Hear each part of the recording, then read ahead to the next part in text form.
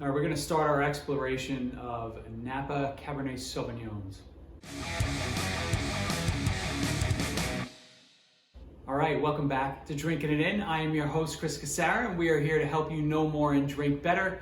And we are going to, over the course of the next few videos, do a little exploration of some Napa Cabernet Sauvignons that I've been dying to drink, but the weather's just been too hot. Now that it's cooling off a little bit, I figured it'd be a good time to explore some different regions, different producers, and just give you guys a little more info around the Cabernets that I know we like to drink here in Providence. So today we're going to be focusing on a 2009 Sojourn Cellars Cabernet Sauvignon from the Spring Mountain District within Napa.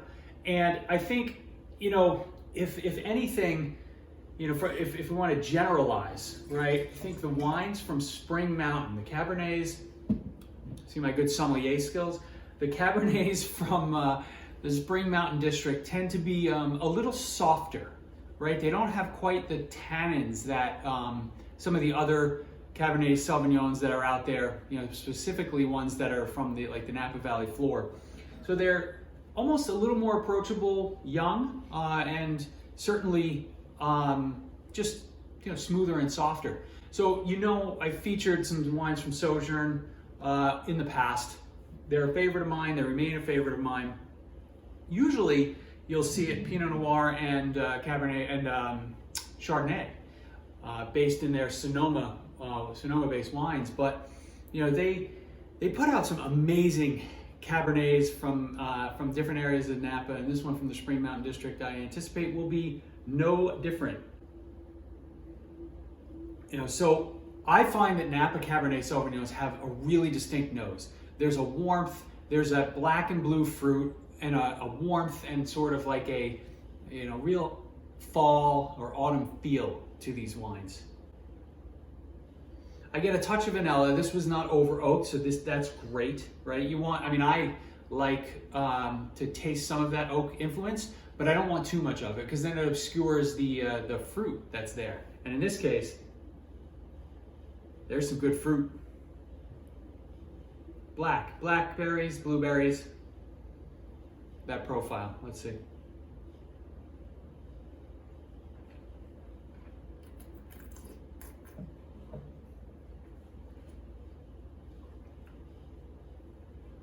Wow. So, blueberry preserves all day. Nice acid, so there's almost a touch of a tartness there, but it's funny. I've referenced blueberries here and there in describing some wines, whether that was on the nose or on the palate, but it's rare that I get like a pure blueberry punch, and this wine's got a pure blueberry punch. There's some, we'll call it cocoa notes, kind of in the background. They say blackberry, cassis, and tobacco flavor. I'm getting lots of blueberries and some cocoa. I didn't taste any of the tobacco. I don't know. You could probably argue it's blackberry fruit, but to me it's distinct blueberry preserves. It's delicious. It's almost like blueberries with a little brown sugar and a bit of cocoa powder dusted in.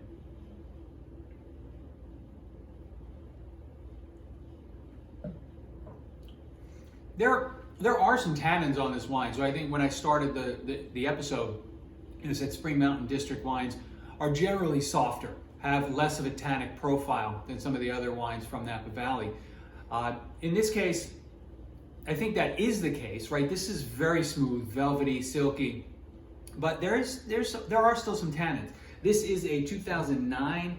This wine has a lot of life left in it. We're 12 years in. Happy I opened it up. I don't know if I have any more. I'm going to probably need to, get on my Sojourn ordering soon, so I can restock the wine closet as it is, because I'm running low. And again, I'll put a link to their website. Get on their mailing list. Get some of their wines in house. I think they ship all over the place, right? So you don't have to worry about the draconian state regulations on who can ship wine and where. This is a winner.